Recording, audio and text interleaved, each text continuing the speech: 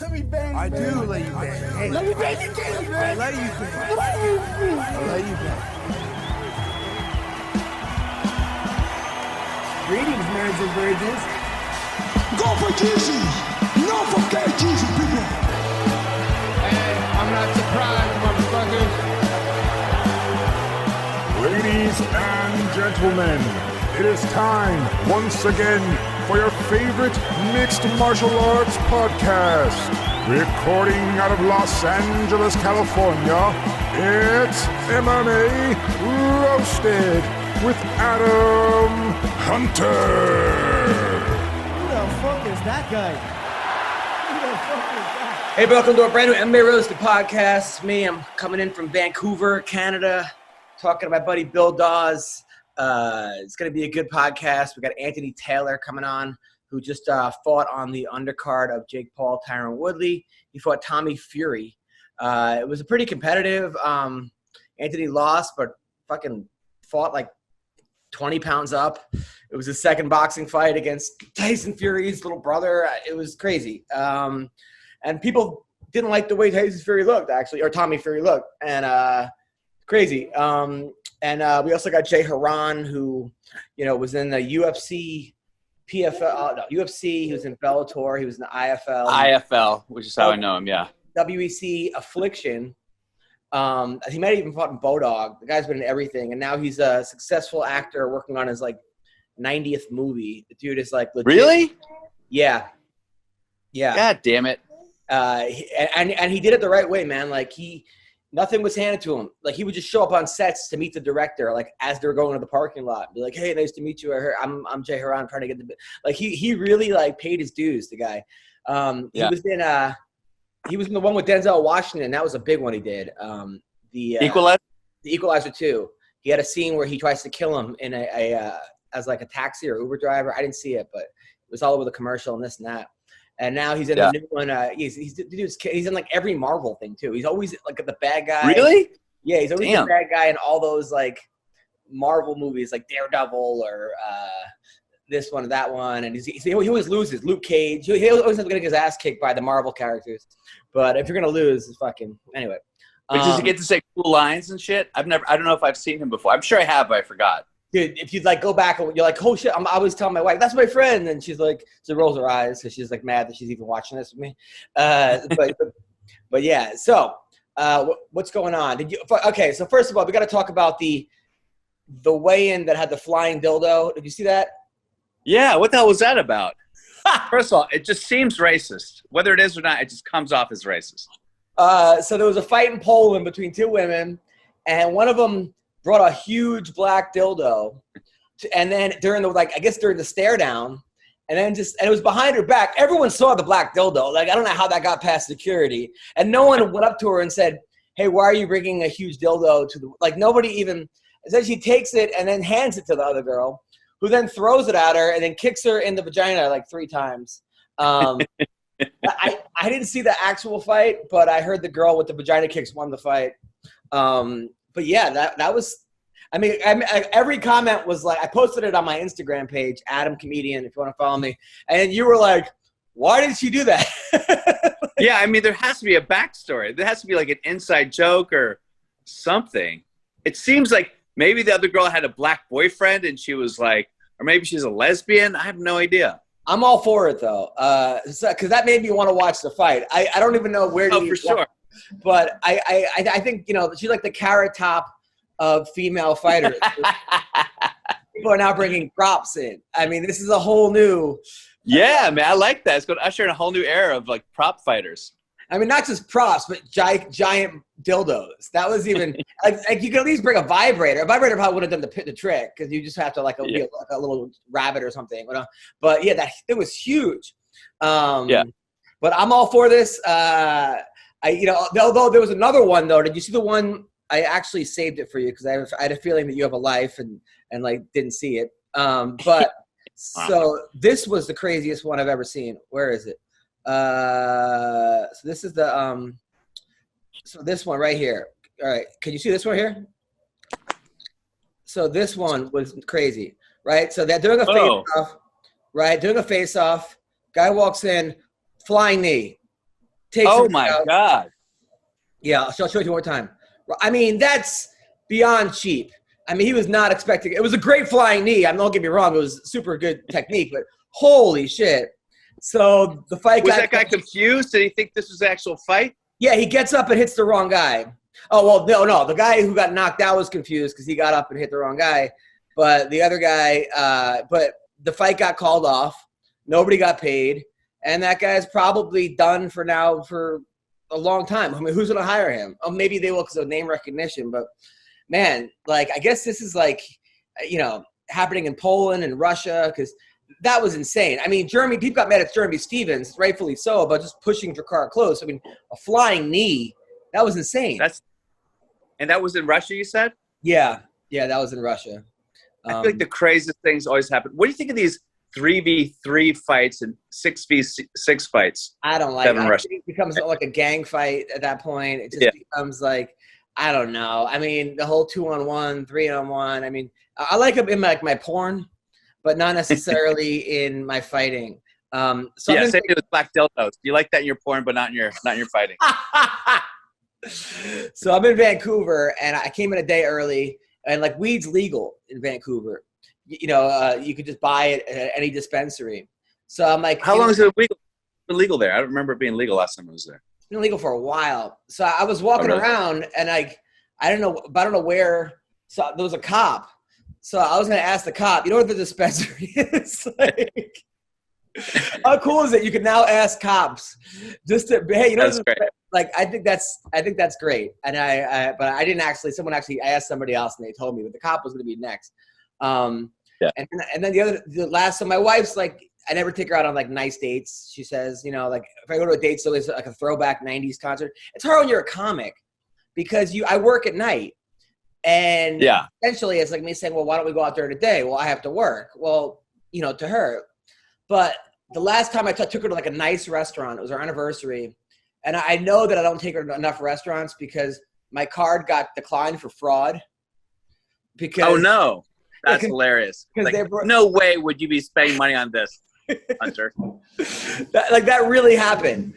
Because I was like, wait, why is my card declined? And then it was like right away the text comes in. And it says, like, was this you? Yes.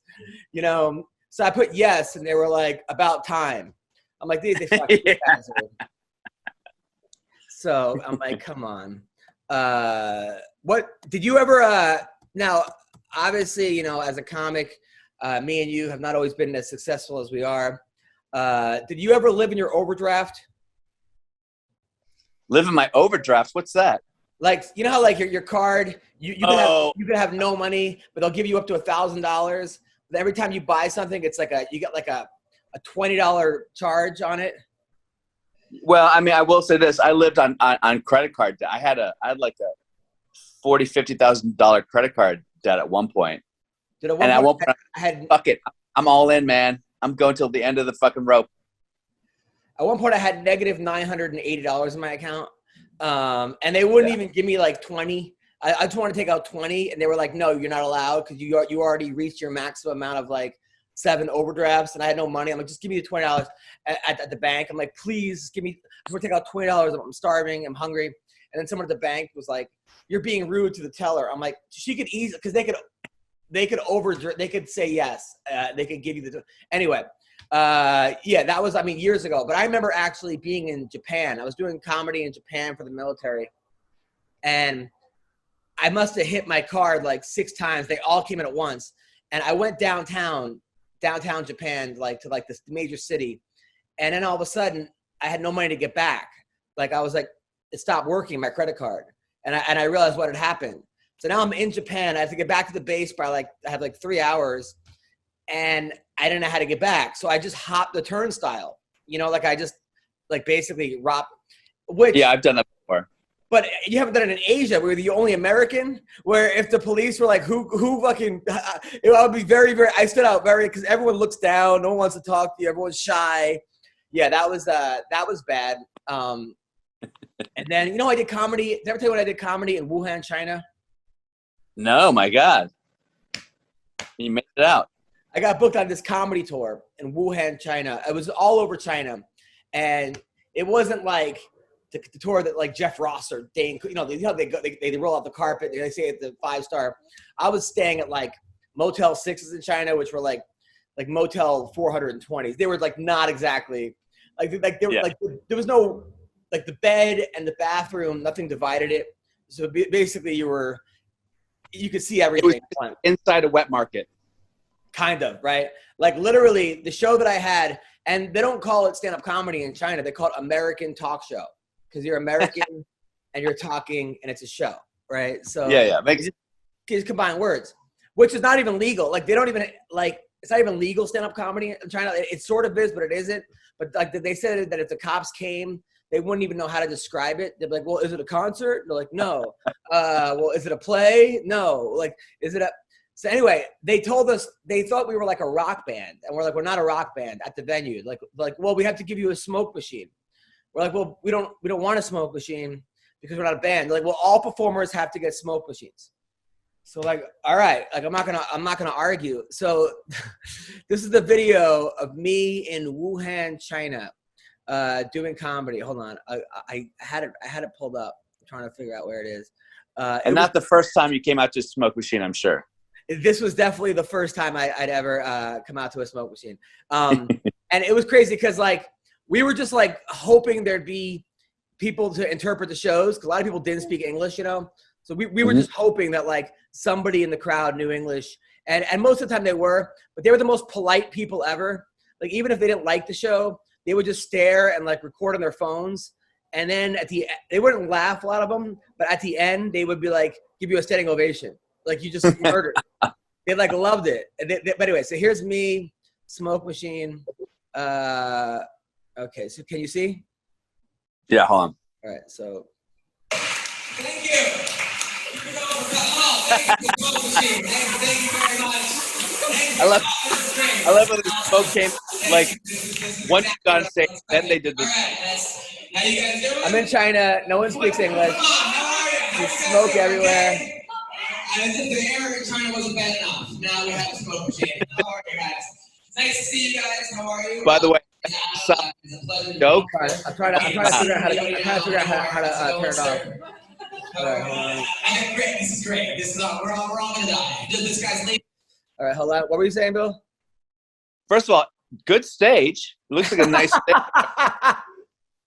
And I love how this thing, you got on stage and then someone's like, oh shit, we got to add the smoke. And then they added the smoke. It wasn't like before you came on to make an entrance. It was like you got on stage, you took the mic, then like someone's in the back like pushing a button. But also good joke, good improv joke. Like the air in China is bad enough. Oh. And then you look at the audience just like sitting there like, what is he talking about? Dude, they were testing the smoke on the feature, like the middle of his set. And like and halfway through his set, like random jokes, smoke would start coming. I was crying. I was in the crowd fucking howling. Dude, people are always like, man, we got to clean the, it's all about global warming. I'm like, that's not going to happen. As long as China, I swear. So I got like a Starbucks and I went to throw it away.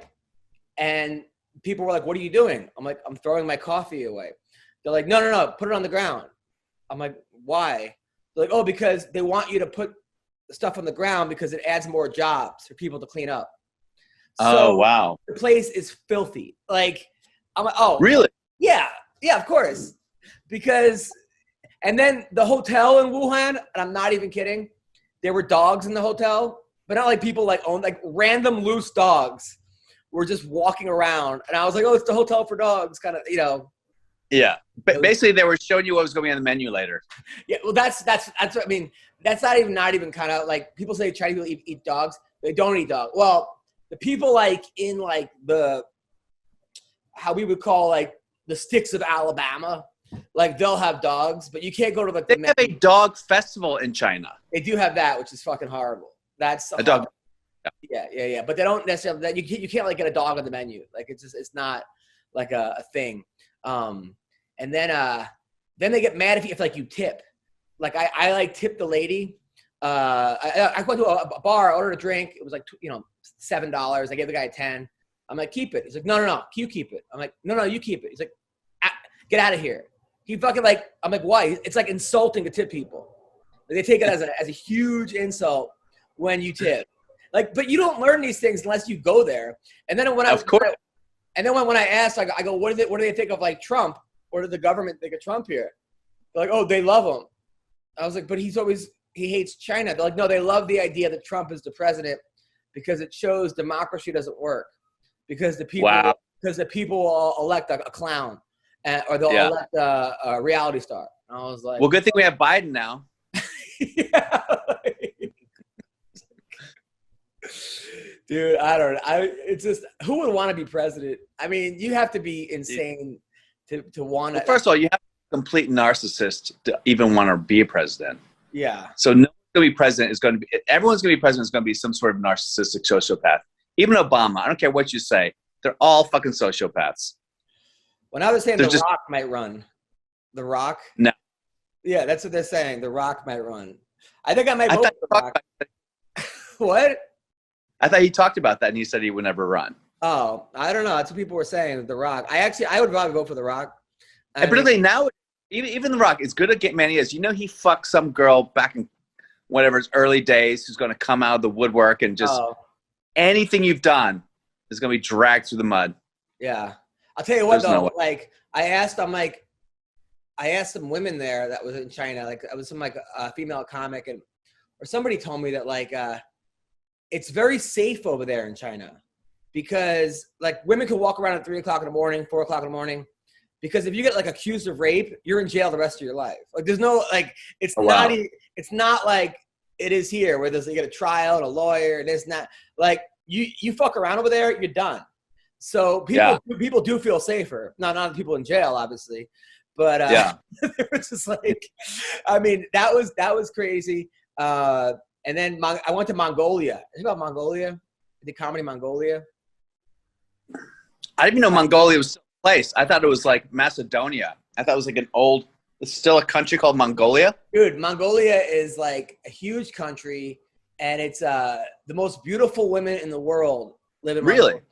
Yeah, because it's all like 6'2" Asian women with British accents who are beyond gorgeous. And the Mongolian comics there, they were awesome. Told me that was because back in the day, Genghis Khan kicked out all the ugly people, and he only like bred with the hot chicks. He only raped the hot. Yes. That's what they're. But dude, Genghis Khan, like to us, I knew Genghis Khan from like Bill and Ted's Excellent Adventure. You know, the guy who went to the mall, and I was like showing them this. They were dying laughing. They had no idea that was even like a thing. That's all Americans know about Khan is Bill and Ted. Yeah, but Genghis Khan there, like it's the airport. It's Genghis Khan Airport. He's on all their money. Yeah. He's like like the good old days when they ran China. Like he's not looked at as like this like warlord. Not at all. No, he's the man. But he conquered like the entire world. Basically, he conquered the world more than anybody else. I think his kids also, right? Wasn't it also like it was like his son or it was like the lineage? Yeah, because but they would like and I'm sure people in the comments are gonna give me a history lesson here, but they would come and like defeat your army, and then they would take you out for dinner, and then you would join their army. So they would just build armies that way. Yeah. And I think like half of Asia is related to Genghis Khan because he fucked everybody. Oh, dude, it's crazy. That was but people say like, whenever I think of like the poorest place I ever been to was Djibouti, Africa. I went to Djibouti, Africa, and I was there twice actually. And everybody was like, China had a base there, France had a base there, US had a base, because they were taking the gold. There was all this gold there, and like gold and oil, and we were just taking it basically. And the NCIS guys took me out to go like feed the kids, like the local kids there. Like 99% of the country had AIDS. Like 90% of people had AIDS, like downtown.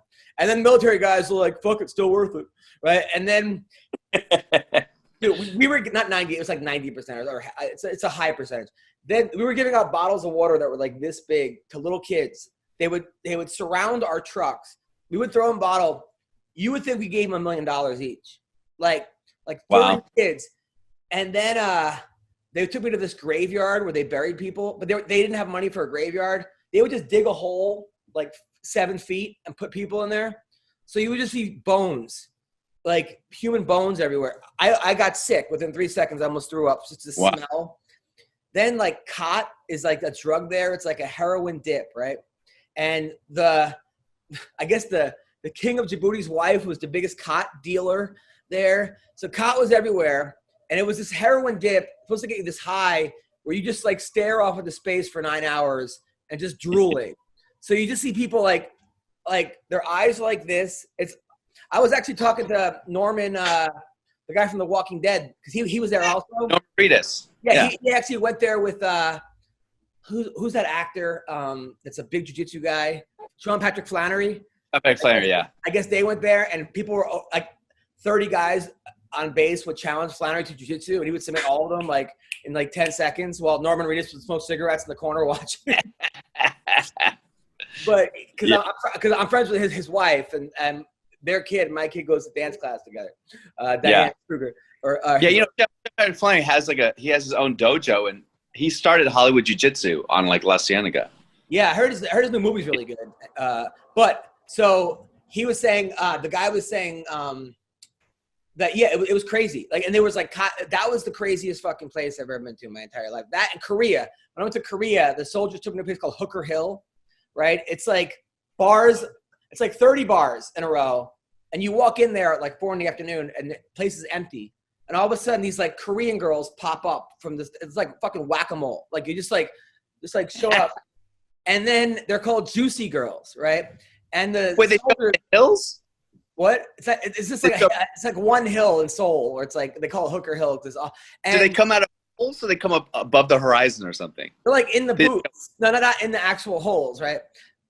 But so basically, the guys would buy them like an orange juice, right? Like, hey, here's I'll give you $6 for an orange juice, $20, and then they would hang out with them for 3 hours. They were like companions, and I don't know if they had sex or not, but that was like they're called juicy girls, right? And then they have to give the money to like their. So and then I went to Djibouti. I went to Bahrain. And there was a club we went to where girls would just come up to you and grab your penis and go, hot dog.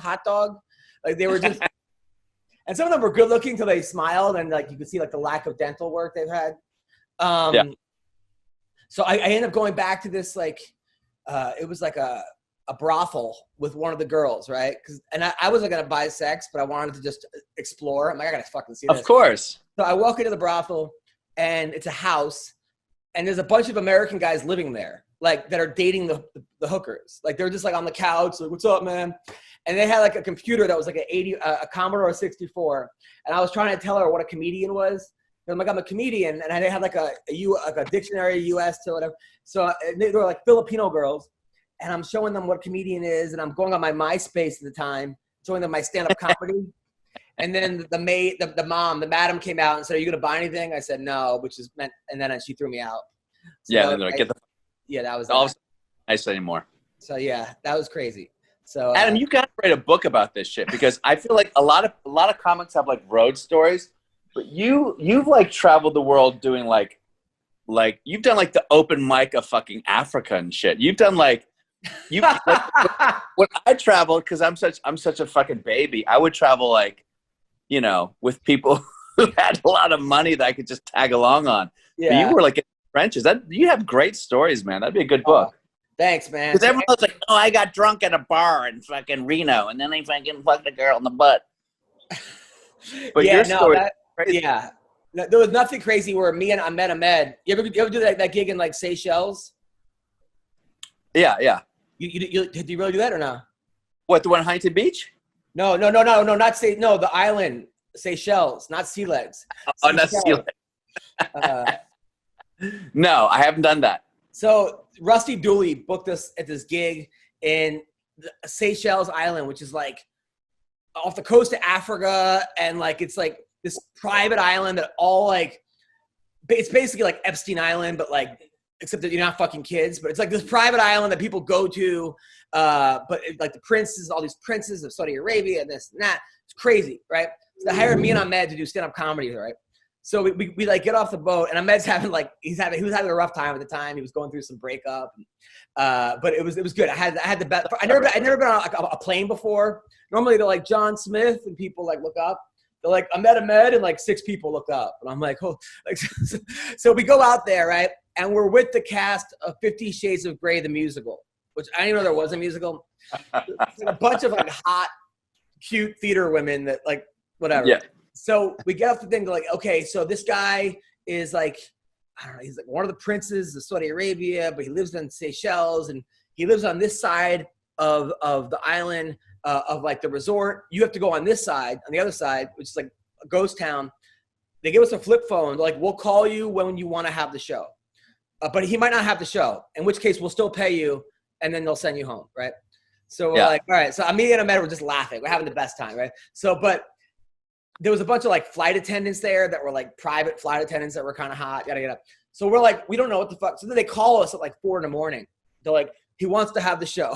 So we go there, and there's like the prince is in the back. They said, there's like 40 hot women that I think were prostitutes. They looked like that, and like 7 gay dudes. And they were laughing at everything like it was like a canned audience from like Comics Unleashed. Like they were laughing too much, right? But I'm like, this is great. So Ahmed kills. We both got standing ovations. At the end, we're like, okay, let's go party with the girls. Like, no. You have to go back to your side of the island. We're like, what? They're like, yeah, the prince doesn't want to share any of the girls. Or we're like, but what about all the women? So then they show on flat screens them dancing. So now we were watching him. We were like the fluffers to his getting pussy. And then they send us back, and Ahmed flips. Like, fuck this. We got to see girls tonight. I'm like, bro, we're in the middle of like Africa / like no one. He's like, we're going to go to a club. So he's like, I'll pay for the cab. So he spends $200 on a fucking taxi to send to a place where like we were the only white people there. It was crazy. I was dancing. Were you as the only white people? Like, did the women love you? They loved me because they were like, who the fuck is this person? Ahmed was depressed again after that. He wasn't happy. I fucking love Ahmed, by the way. But yeah, that was a crazy, crazy story. That we got when I was like the fluffer. All right, so Anthony Paul Taylor, I sent him a link. Now I got to send it to his email. Anthony, this is crazy. Come on, man. I feel like these guys, some of these fighter guys, are not the most tech savvy on the planet. Well, I'm just like, I wish he would just tell me Anthony Paul Taylor at yahoo.com if anybody wants his email. All right, so here we go. Yeah, so that's that. Boom. Is that your craziest story? So what's your absolute craziest story? You must have one that's like, probably the one where I beat up the other comic in Djibouti, Africa. You start with a double leg, of course. Wait, what happened? Well, okay, we're going to have Anthony on right now, and then I'll tell that story after Anthony's done. Because we still got to talk about some of the fights that went on and this and that. Pretty boy Anthony Paul Taylor. I knew him when he was an MMA fighter at the Body Shop. He was the man, the myth. He's still an MMA fighter. But he fought on pay-per-view last week. Did pretty good. I thought he did very good against a guy that was like, must have been 30 pounds heavier, right? Tommy Fury? Yes. Well, he weighed in that night at 221. I was like 170 that fight. Whoa. Okay, so I got to ask you, right?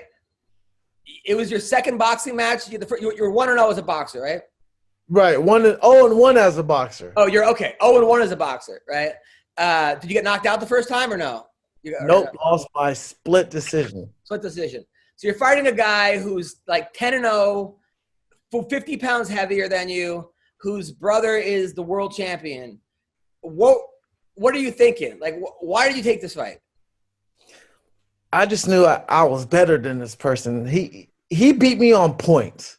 Yeah. It wasn't like he clearly beat me because you could clearly see that he wasn't as skilled and experienced as I was. But he won off just his last name. The experience going in there with a guy that big, it didn't faze me because, training at Body Shop for the past 5 to 6 years, I've already been sparring in 10-ounce boxing gloves without headgear, sparring with guys like Rampage and other K1 kickboxers. So stuff like that never fazed me one bit. I mean, he did land some decent punches on you, a couple good uppercuts. Were you ever hurt? Never. I'm a pretty boy. It's rare that I get hit, but he squeaked out the win. But it's okay. Because I'm going to come back even stronger next time on pay-per-view. Well, I mean, he did win every round. I mean, so that let's be totally honest. But you looked it was a very competitive fight, but it looked like a man fighting a guy that he was half his size. And well, technically, the original bout agreement was supposed to be 8 rounds. They changed it to 6 rounds, and then the night before the fight, they changed it to 4 rounds. And I was so upset because it's like, wait, your guy's taking away an advantage from me. My cardio, I was going to take this man into deep waters and start eating him alive. But fortunately, it never happened. But at the outcome, I'm happy. No, you definitely landed some good punches. I thought the commentary was very biased towards him. They were like, "Oh, he should have finished him by now," and they weren't giving you enough credit. I'm like, Anthony's landing some good punches. He's definitely awkward. You had a great strategy of like making it a dirty fight. I thought that was the way to beat him because you're, I think, a lot tougher than he is, and you've been in more like scraps. What would you have done differently if you had to do the whole thing over again? Apply more pressure, get in more, throw more punches and bunches, and try to really hurt him. You weren't trying to hurt him? I mean, combat sports, I mean, if you're getting down and dirty, you're doing all the dirtiest of the dirt. Right. You're being a scumbag of the piece of earth. But, like, if I had to fight him now, applying more pressure would be more suitable for that fight. Absolutely. No, I was so happy for you, man, because, like, I knew you way back when you were just kind of starting out. And I remember one night you were having a tough time. Like, you put something on Twitter, like, I don't know, I'm going through some shit. I may not make it out. And I personally texted. Whoa. You don't know this. I personally texted Bubba, and I texted some of your friends. I'm like, could you guys check on this dude? What happened, and how did you end up coming out of that? A lot of it was accumulation of fighting, financially, family, girlfriend problems. I was going through a dark time. You know, I went 1-3 in Bellator. I had no backup. I had no push or support from Bellator MMA at the time. It was a lot of pressure. I had an outlet that I couldn't let out, and there was no one really that I trust that I can talk to about it. So I felt like me expressing on social media was one thing. I made a big mistake. Man, it was a big mistake, but I'm glad I'm past that because I was battling a lot of mental issues and things from the past. But now I'm in a better place. Dude, a better place. You won 5 in a row. Yes. You made like at least 50 grand last week. Yes. But you're also very confusing because you put out like Jake Paul's a pussy. I fucked him up. I beat him in sparring. Why don't you fight me? And then like a week later, you guys are best friends and training partners. Like what's going on? Talk to me here. What's going on? Well, me and Jake Paul had a fallout April. And I'm thinking, after we sparred, we had a fallout in April. I'm thinking we'll never meet again. June comes. His coach, BJ Flores, says, "Hey, Anthony, you want to spar Jake Paul again?" I'm like, sure. He's like, 4 to 5 weeks, Puerto Rico, we're going to need to use you as a sparring partner for the Tyron Woodley fight. I'm like, cool, let's do it. And we're going to pay you good. So going there, me and Jake squashed the beef. And, hey, man, we just slowly started getting to know one another. And we started really, like, vibing together. Like, we started understanding, like, hey, we're kind of alike. We have similarities that we like and don't like. You know, we like to have fun. We like to fight. We like to joke around. So you went to Florida. You spar with Jake Paul. He walks in. Wait, I want to know what the beef was about. Come on, that's good. That's some good tea right there. Yeah. Tell us. The beef was after we sparred in Florida. I spoke to one of the news guys. They said, "Hey, how did you do with Jake?" I said, "Oh, me and Jake did really good. He got some hits in. I got some hits in. That was it." So then Jake went on the internet and said, "Nah, he's lying. I clearly beat him up and this and that." And I got on the internet like, "Nah, you didn't beat me up." And then someone else said, "No, You didn't beat Ann up. So that was how the beef started. And everybody was like, ooh, who's lying? Who's lying? Okay, because I thought maybe you guys planned it. I'm like, maybe they'll pretend to have a fake fight, and meanwhile they were just friends the whole time. Like, because I thought maybe that was it. But then, all right, so he walks into your gym. Now, you moved to Florida at this point from the body shop? No, I flew there just to spar, and then I came right back the next day. You flew just to spar with Jake Paul? I said, BJ said when I commented on Jake's Paul on one of the posts that was talking about Jake Paul, that was tagging BJ Flores. Excuse me. Sorry. I said, Jake Paul's a pussy. Tell him to stop dodging me. Let's fight. BJ Flores messaged me and said, hey, if you want to fight Jake Paul, come on down to Florida and spar him. I said, cool, when? Show me time and date. He said, here, and here. I show up, showed out, and I put on a very good impression. So first time you spar him, right? Were you impressed by him at all? Yeah. I mean, I don't look at people as being a YouTuber. Yeah, of course. Or I don't care if you're a police officer, a doctor, a daddy. You step in that ring or cage with me, you're a fighter now. Right. So, but he's a lot bigger though, right? Didn't you fight at 145? No, he's like 6'2", 215. 6'2". How much of his thing is an act? Like, is his personality completely? Is he putting it on for show, for money, for revenue, for ticket sales? Is he like underneath it all? Is he like a humble guy, or Seems is like that just? Jake Paul is Jake Paul. Jake Paul shines bright when the lights are on him. He's going to have this spoken. It's kind of like The Rock. You know how The Rock during WWE is very animated and want to have fun and kick ass and genuine, but behind the scenes, he's, professional DJ. Dwayne Johnson. That's how Jake is. Jake is very laid back and chill, but when it's time to perform and get people ready and to focus on what he's doing, he'll get you focused. But he's 6'2", 215. You're what, 5'9", 145?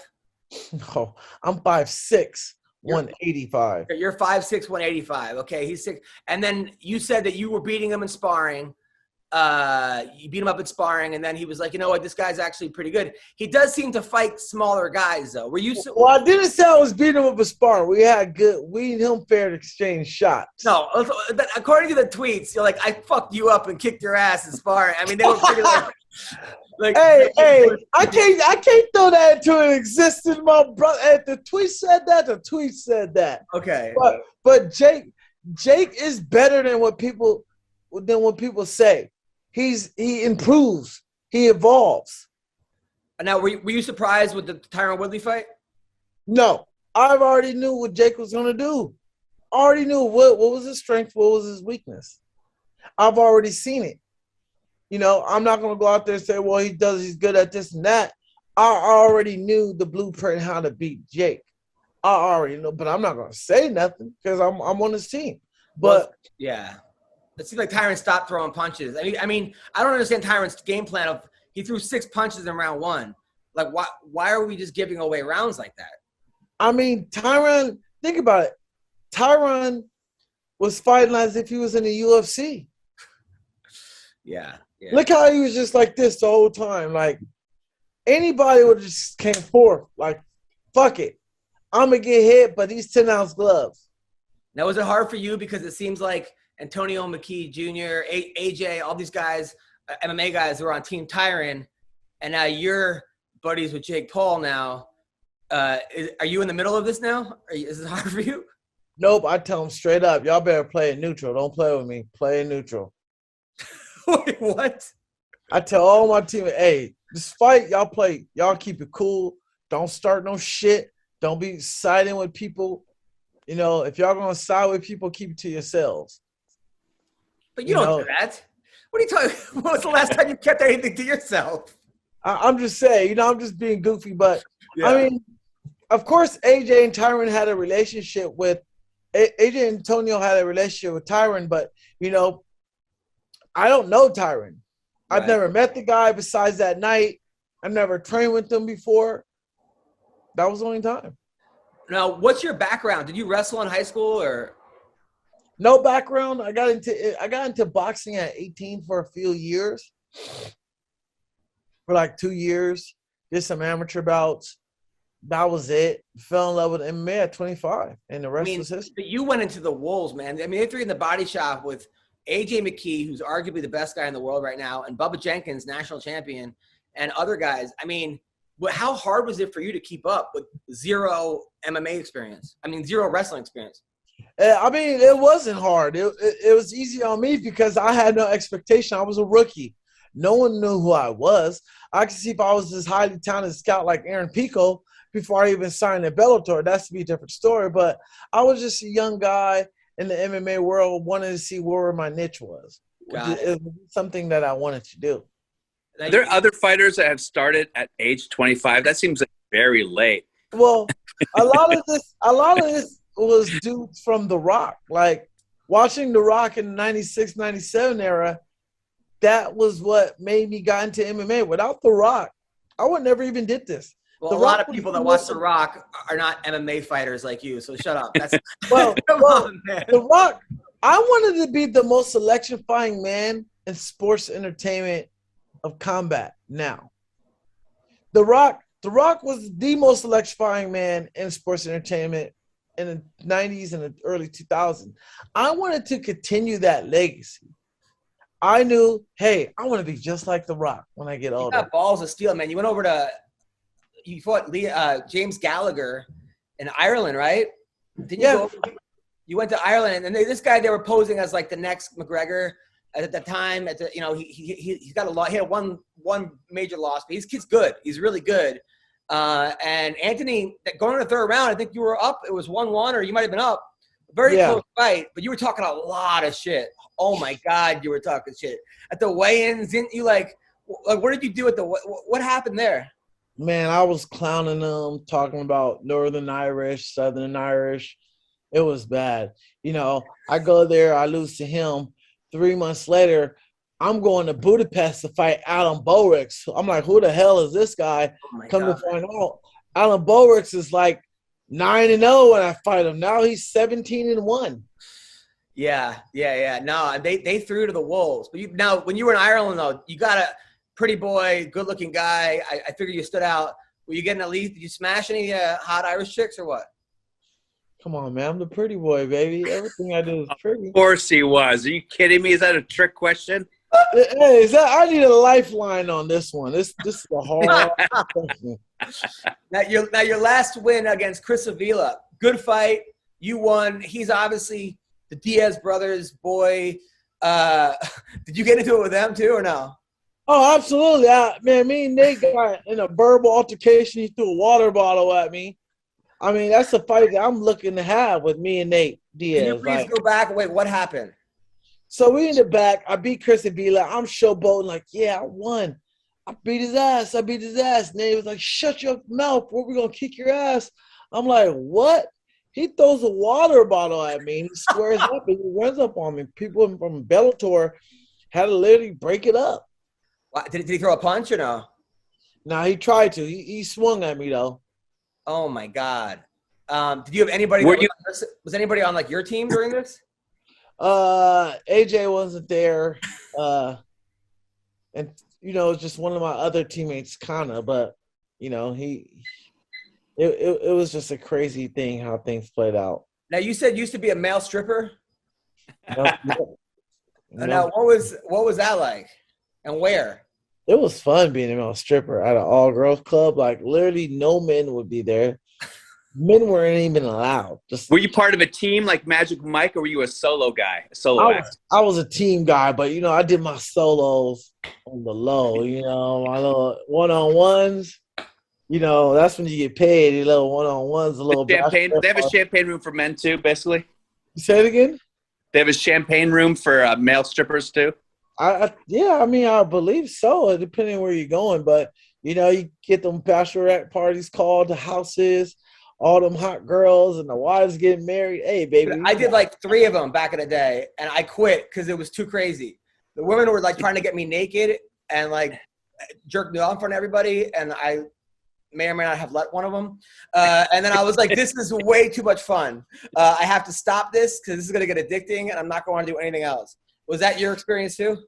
Oh man, bro, doing those type of parties and with like 17 to 20 women. Hey, baby, it's your last night. It's your last night. So this is like in Long Beach or Orange County, or where did you do this? Yeah, especially Orange County. Yeah. It was mostly white girls or black girls or mixed? All types. Okay, so you came in and you were like the fireman or the cop? Man, I come in there looking like Men in Black. So you come in, hey, baby, you're getting a BBC. Let me go ahead and wipe your memory. Hit that little flash. So then you don't tell anybody what happened by the end of the night. No one knows I was even here at the end of the night. And by the time I leave, I want y'all to have lots of more fun. So this was your gimmick was the Men in Black guy. So you came in a suit. You came in. They're like, oh my God. The girl's like, ah. Then you get them all in a circle, right? You give them one lap dances, right? Then do you take a towel and put it over them? Well, the whole thing was I was dressed in my suit, my Men in Black thing. I'm like, hey, knock on the door. Excuse me, ma'am. My name is Agent A. We're here looking for an alien. Maybe come in. They're like, sure. So we searching women. I'm like, lady, I know where the alien is. They're like, where? Now, rip off my pants. It's right there. Hey, here comes the Men in Black galaxy. So then you remember you wear a G-string, right? Yeah, and I was swinging my shit in like a little alien costume. I light that motherfucker on fire, and I'm like, here comes the Men in Black. Okay, wow. Now, did the girl, did you have to get chubbed up or no? You just like, fuck it. Fuck it. Fuck it. That's for white men, Adam. We got to chub it up a little bit. You just need to. Like stuff the sock. Stuff the sock. So then, right now, then the girls are they like, hey, will you take her in the back and like bang her? We'll give you an extra $100. I mean, sometimes you do that. Wow. You've had some life. So you're a fighter and a stripper, and now you're fighting on pay-per-view. Why are you depressed? That's why you're depressed, because you set the bar is too high for you. Yeah, the tree of knowledge. The bar is so high. If the bar is so high, an average net doesn't get me off. I need to at least be fucking like at least 7 girls just to get me off. Like 7, you got to keep raising it. So you got to raise the bar. Next you know, you're at fucking orgy parties. Next you know it, you're sitting right next to fucking Jeff Bezos. Like, high five, Jeff. While we're both getting blowjobs by the same chick. You can never get a fucking up of this shit. Right, that's true. You get one, and that happens. I'm in Canada now. First time when I was in Canada one time, these 2 girls were like, went back to their place. One of them's like blowing me, and then she says to her friend, "I have a boyfriend, but this isn't cheating because it's not cheating. It was just a blowjob." I'm like, I'm not gonna argue on his behalf at that point, But like, hey, you know what they say? Shut the fuck up and kiss it. Keep it short and simple. Sure. Okay. That is what they say. They say shut the fuck up and kiss it. They say that, right? Shut the fuck up and it's kiss it. Keep it short and simple, baby. Like it sells. ABC. Always be closing. Always be closing. And then afterwards, the girl said, "Welcome to Canada." And I was like, dude, if that actually happened, like there'd be a line down the. Everyone in the world would come to Canada if that was actually. Well, no, the fucking border would be lined the fuck up from the border. Yeah. Everybody, you here for a blowjob? Absolutely, you a rim job. So I mean, so you're killing it, man. So are you in now?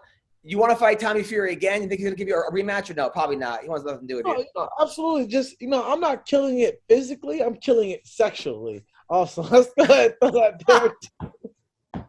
That's where you probably are killing it, right? So, are you staying out in Miami now, or are you back in California? I'm back in California. I'm visiting my family here with my lovely lady, killing it. Killing it. You only have one lovely your lovely lady, but does she allow you to frolic in the meadows? No, absolutely not. No, he's a kept man now. I was all in his past. Yeah, that was in the past. Oh yeah, way in the past. May of 2020. That was one. That was definitely in the past. I can't do that. I can't be the wild rated R superstar like I used to be.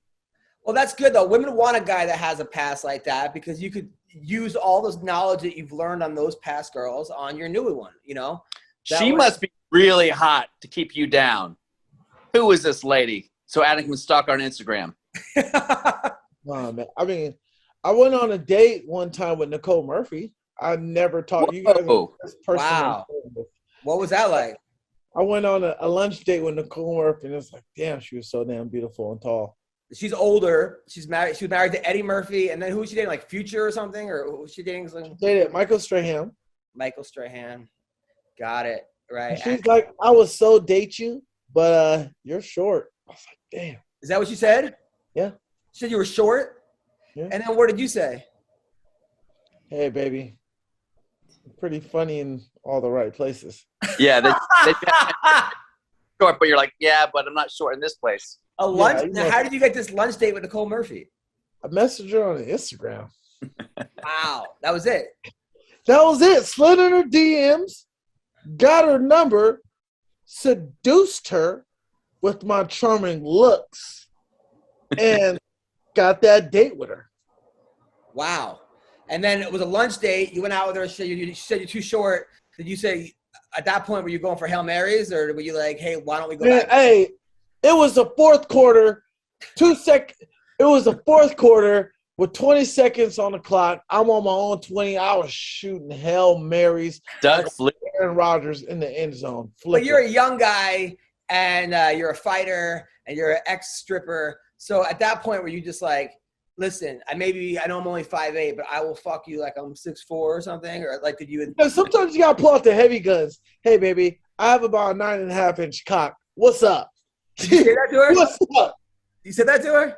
No, but most women I've had said that to.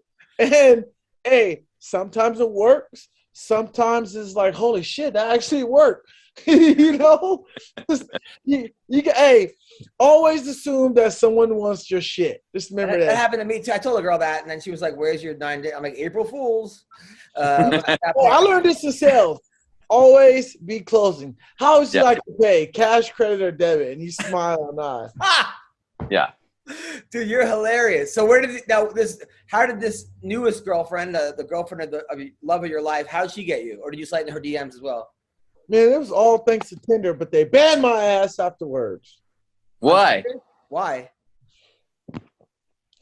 Talking too explicit on the internet. Mm-hmm. You sent dick pics. Sent dick pics on Tinder. Hey, baby, sit on my fucking face. You know what I'm saying? Do you want to have a threesome? Like, hey, you know, hey, have you ever slept with 4 girls before? Like, what the fuck? Those are all good questions. What's funny thing about Tinder is you go on Twitter and you go onto a Tinder profile, everybody that comments under a Twitter under a Tinder message is always says, unban me. I would look for love, but you banned me. Unban me. You banned me. You banned me. Twitter is on a high hiatus of blocking motherfuckers. Like, wow. Twitter is the biggest cock block. Everybody on Twitter wants to fuck. If every chick on Twitter know who the fuck I was on Twitter and they see me signing up. Yeah, that's not good. Man, I'd say I've been with in my whole life, over 2,000 different women. Wow, that's a lot of women. 2,000 women. That's a big number. I mean, yeah, that's like porn star numbers. I mean, hell, who knows if I was a porn star or not? Wait, you were a porn star too? No. My mom kicked my ass. Your mom, that's it. Your mom would kick my ass. 2,000 women. Being a stripper was the limit, you know, but porn star, that bites the cake on it. Wow. 2,000, that's Bill, is that crazy? 2,000 women? That's a lot. That's more than you. Jesus. Are you kidding me? Probably by a fact like by 1,000. Is that a private? I thought that was your private chef there. I was like, God damn it, Bill. Bill, who's the guy behind you? No, I don't have that type of life, man. Yeah, he just had a baby. Do you have any kids, Anthony? No kids. I got 2 stepkids. Oh, wow. Good for you. Well, there you go. There you go. Well, this is your child right now. Just so you know, wanted to let you know this is a new show called a podcast where this is your kid. So Nicole, Babysit podcast. Yeah, that's crazy. Well, listen, Anthony. So what's next? Are you going back into MMA or back into staying in boxing? Who knows, man? I got about three big pay-per-view fights lined up.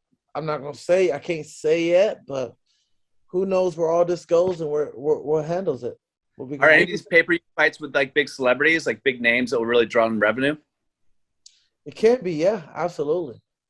All right, so who wins next week? Oscar De La Hoya or Vitor Belfort? Come on, Oscar De La Hoya would beat the shit out of Vitor.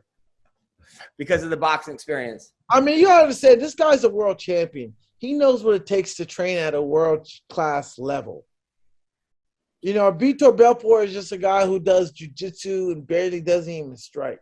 Oscar will beat the shit out of Vitor. Tito Ortiz or Anderson Silva? Anderson Silva dominates Tito. Tito can't fight. Tito can't strike. He's a wrestler. He got beat up. He got beat up by freaking Chuck. Yeah. And then this week, Darren Till or Derek Brunson? Derek Brunson dominates Darren Till and grounds and pounds him to the floor. Okay. Phil Davis or Yoel Romero? Yoel Romero. Oh, come on. Why? I'm just joking. Phil Davis, bro. Why does Phil win? Too explosive, younger, more hungrier. I mean, look at Yoel. Yoel doesn't really have nothing to prove if you really look at it. Like, hey, he's done it all. The man made millions of dollars for a tainted supplement that was given to him falsely. And the guy doesn't need to fight no more. He just wants to fight. He just loves to fight. Were you surprised Bubba lost last week? I was. I just wish Bubba was in a better place right now, I just wish he was I wish nothing but the best. I just, I want him to win and succeed, even though he's the ex-teammate of mine. But, yeah. Now, do you think AJ's staying in Bellator? Yeah, I don't know.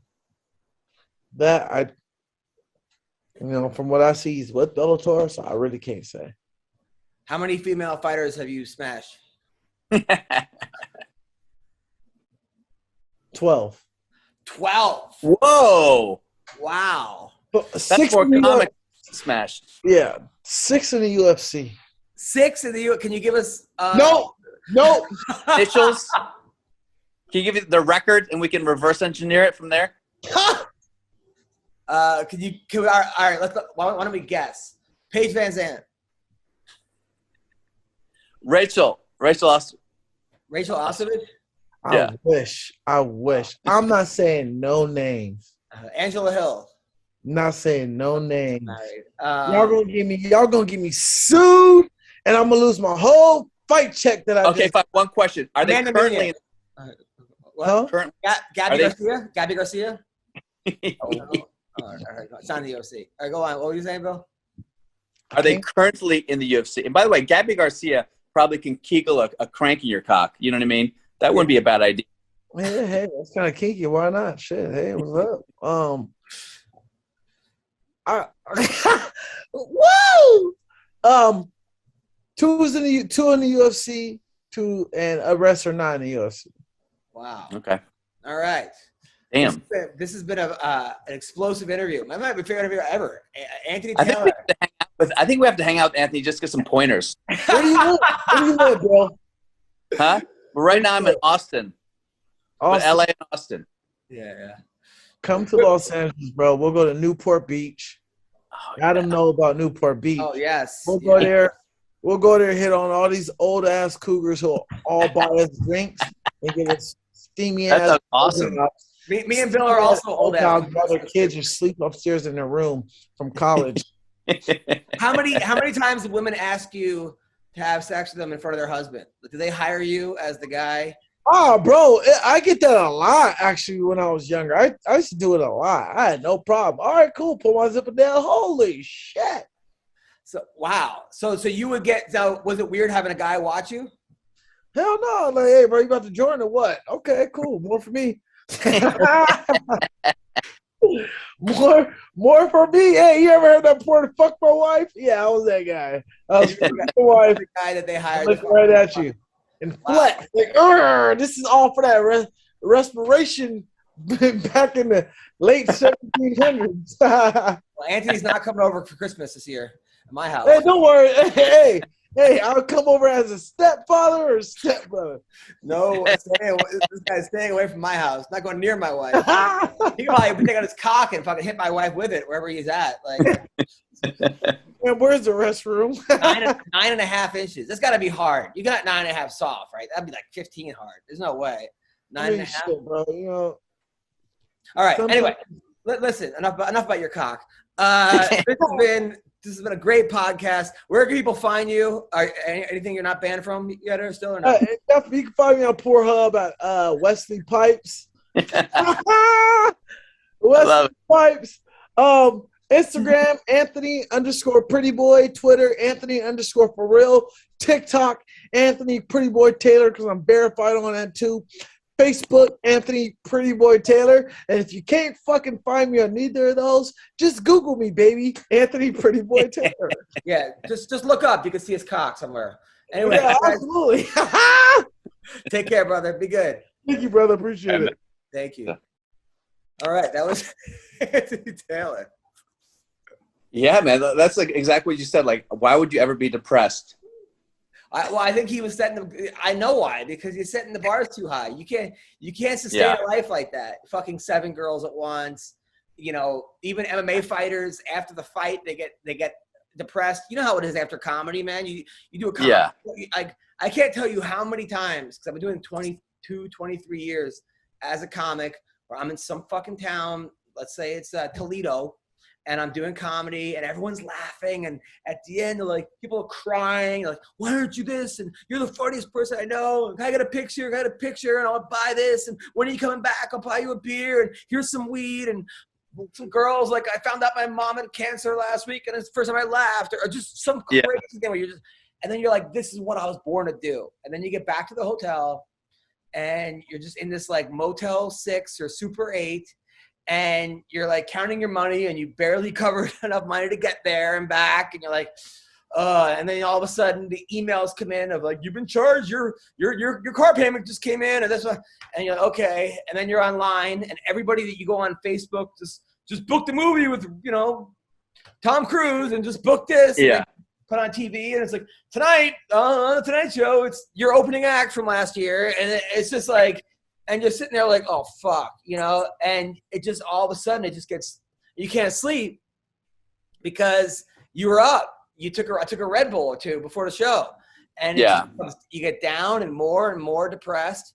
I mean, the cruise ships, it was even worse. You're in a fucking room. It's like, you know, and then you're like, the only thing getting you up is the next show. And it's hard. So then people turn to cocaine or marijuana or alcohol or sex, because they want to keep that high going. Because who the fuck wants to live down here? Well, for him, I'm sure it was 7 women at once, and then fighting and boxing and everything else. It's hard as it. I mean, the solution is to not let your highs get too high, your lows get too low. Don't believe your own hype, and try to actually have some things in your life where you can get a similar high. That aren't so much of a freaking, you know, quick, you know, like maybe being with your kid or being with your family or having. I think having a baby is a good example of something that like, it's great. It's gratifying. It's horrifying, gratifying. But like sometimes looking at your baby is the same thing as the feeling as getting a job. It's better. To me, it's better. I mean, there's nothing better because it's real. I mean, you have this baby look at you like you're the greatest thing, and you look at there and the innocence, the beauty, and the hugs. And I mean, every day I pick up my kid up school, Daddy's here, and she makes a beeline for me and hugs me. And there's nothing like it. I mean, don't you always think like, how am I going to fuck this up, or how do I not fuck this up? That plagues me. Like, I don't want to fuck this up, but I'm going to fuck it up somehow. How do I not fuck this up? I had a guy tell me like. Who's like one of the best parents I know. His kid's doing great. And he's like, there's not a day that goes by that I don't think that I fucked up my kid somehow. So I think that's part of being a good parent is having those doubts. I think when you're not having those doubts is when you got to worry. It's kind of like with comedy where you're like, I'm going to kill tonight. You're not really going to kill probably, you know? Yeah. Like, I don't have to worry. Be a little bit nervous at all times. Always be nervous. Always be a little bit nervous and be respectful to the art. And I just think also like, as long as you're trying, like people say trying is lying. Bullshit. Sometimes trying is enough because all you can do is try. Yeah. I mean, you really can't control the outcome. But if you try your hardest and in the back, I mean, there have been sets that I've had where, I remember when I was on Last Comic Standing, it was the final round, and I knew I was going to get voted off the show. Like, there were like there was one comic left, and I was like the third to last. So I'm like, they wouldn't keep me and then have the other. So it was obvious. I was like, there's no doubt that I was going to go. But I'm like, all right, there's two ways we can go here. We can go, all right, you could dial it in and go through the motions, or you could have the best set of your fucking life and make it no one could follow you. And then I did that. I fucking went out there and I was just like, bah, bah, bah. And when they announced that I was off, the whole crowd, boo, throwing shit, people. And I'm like, that's the way it could be. I remember Teddy Atlas telling like his fighters, like, all right, there's two ways we can do this.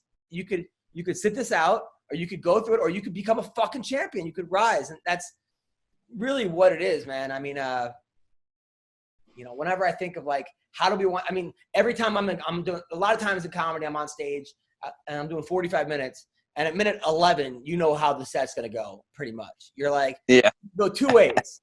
We could phone this in and get a paycheck, or we could turn it around if you're down there and we can kick ass. And I'm always like, because I don't want to be in the car on the way home. That car ride, that 2 hour, where you could always blame the crowd. The crowd sucked.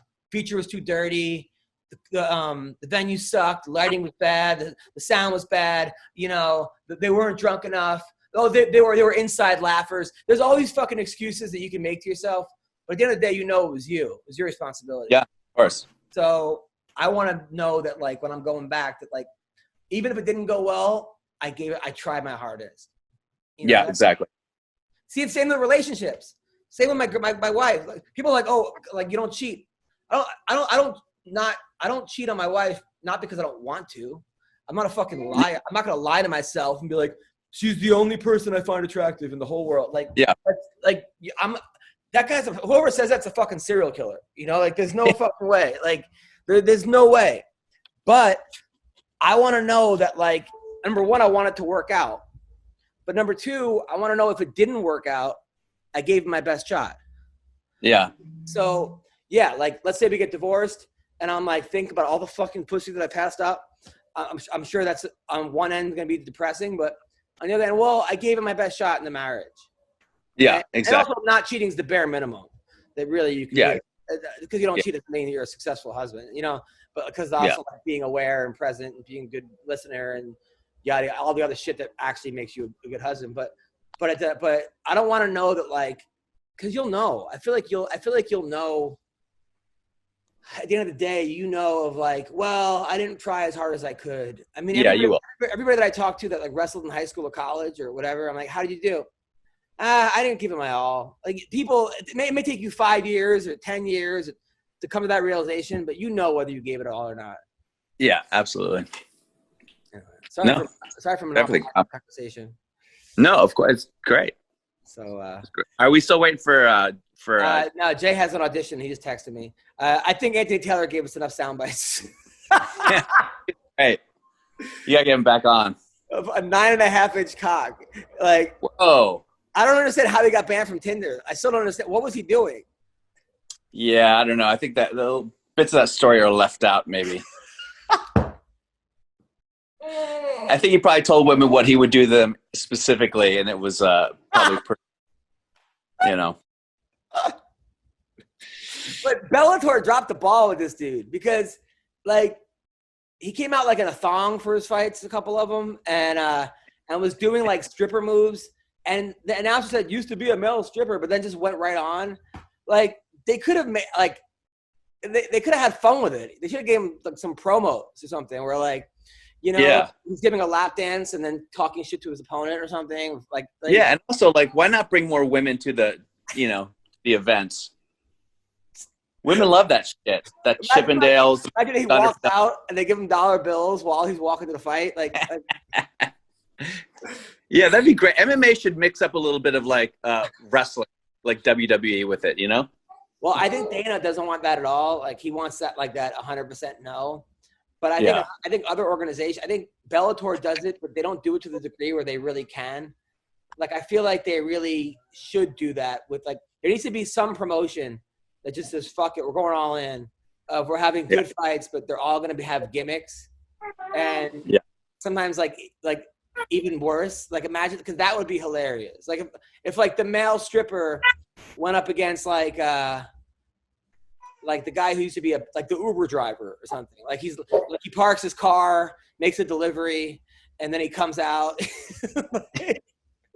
like on the way, he asks you to give him 5 stars or something, or like something where he just drives off at the end. Like he just does his fight in between Uber shifts. I don't know. There's like other things that they can do. I think it'd be kind of fun. Yeah. But anyway, Bill, you're the best. I will talk to you soon, and take care, brother. You too, bye.